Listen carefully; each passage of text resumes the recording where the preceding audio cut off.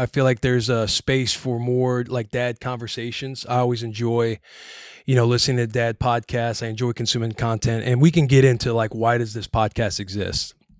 And essentially for me, it's spoiler alert. I'm really into fatherhood. I love it. I hate it at times. I think there's a lot of suck that goes into it because there's a lot of intention you have to put into it. And that is difficult to do when you are trying to balance, running the business of Bussin' with the Boys, like work-life balance, thinking about your marriage, not losing yourself so much in your marriage because you're so focused on the kids, also trying to focus on communicating with the kids. Like I grew up in a household where it was 3 boys. And my mom was very, strong-willed and tough. And I grew up around a lot of boy energy. Football kid growing up, all the sports, all the things. And when you have your wife, who is a, former cheerleader, she now operates the Bar 3. She owns the Bar 3 studios here in Nashville. Shout out. Shout out. My dog, my beautiful dog, Waffle, our English bulldog, female. 2 little girls. Rue, she is absolutely obsessed with princesses right now. And you also thinking about outside of the work-life balance, communicating and being involved, being intentional with your marriage. You're also thinking about how you communicate with 2 little girls where you have like no experience to do. So I find myself gravitating a lot towards, I've always been a podcast guy, but listening to podcast conversations, diving into books, whether it's for sleep training, whether it's the Daily Dad.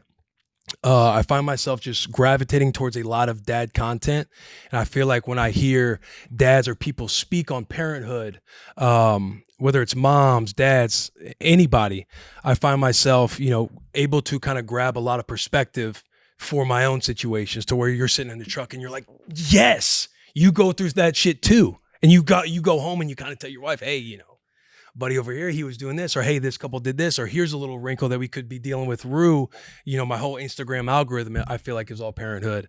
And I've always been being in the content, being in the media space. It's you want to create things that you're a consumer of. And I'm a massive consumer of parenthood. I'm a massive consumer of fatherhood. And I feel like that's why I had a big itch and I felt a big pull to stand up a show like this.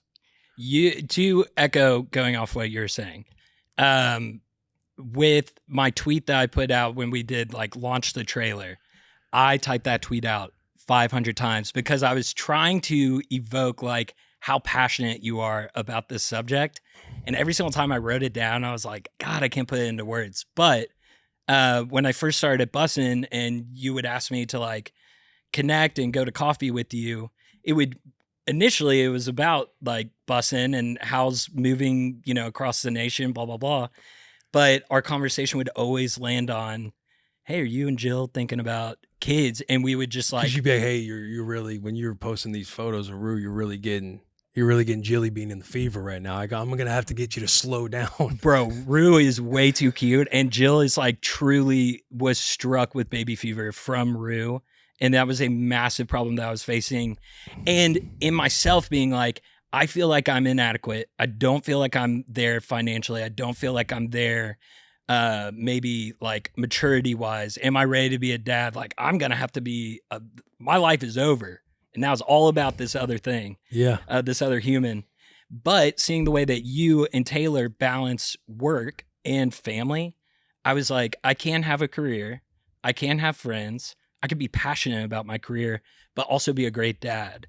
And that's what made me really want to pick your brain in those coffees of like, hey, like, how is it, blah, blah, blah. But the way that you lock in when you talk about being a dad, it's like you're breaking down being in the A gap. Like you really do. Like you break it down like it's film.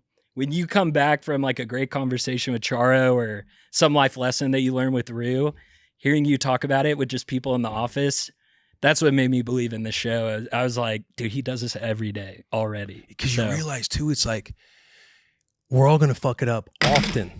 Oh, easy with the coaster. We're all going to fuck it up often. And nobody has it figured out. And there's no perfect formula. And there's times where you're like in the whole parenthood conversations and you feel like there's like a perfect way you have to come off, like you're doing it right. Or maybe, I know people deal with like, how much screen time should they have? When are you getting your kids down to sleep? Like, you might feel like your child is sleeping well and you might know a friend that has a child the same exact age and they're not getting a lot of sleep at night.